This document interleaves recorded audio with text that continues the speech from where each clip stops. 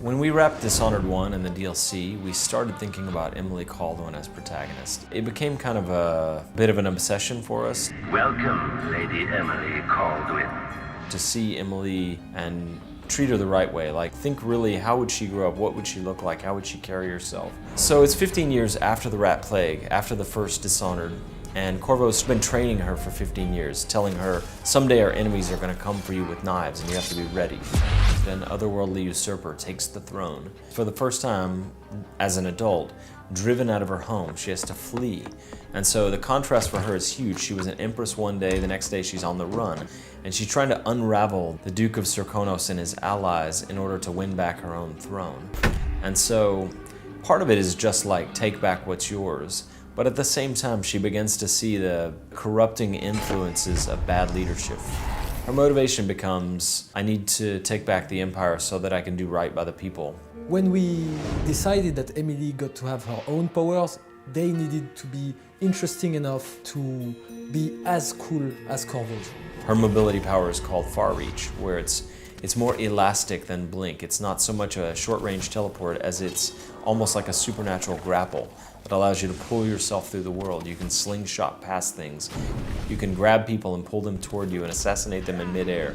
You can pull objects toward yourself. Far Reach can be upgraded in different ways. Domino, it's that power that allows you to link the fate of characters in the world, and whatever happens to one happens to the other.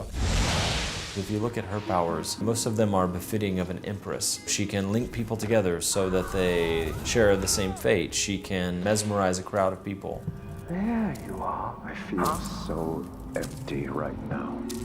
She's also a young woman who lived a pretty privileged life, punctuated by a brief time of darkness. All hail Her Imperial Majesty, Emily Kaldwin. She uses Shadow Walk and she becomes this inky monstrosity, and then for a brief time does some terrible things and then goes back to being the person that she normally is. And then it gets a bit crazy because Emily also has the power of doppelganger, where she can create a reflection of herself.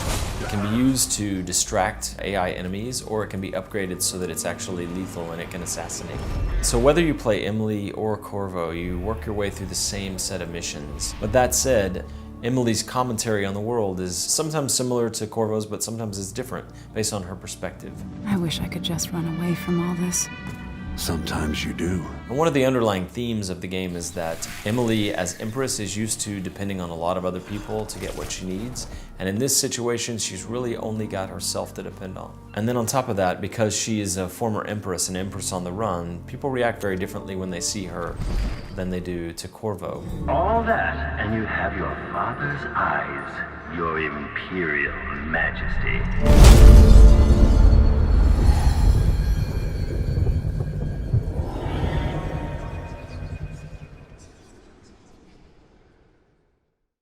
Have you ever felt? Are you listening? Damn.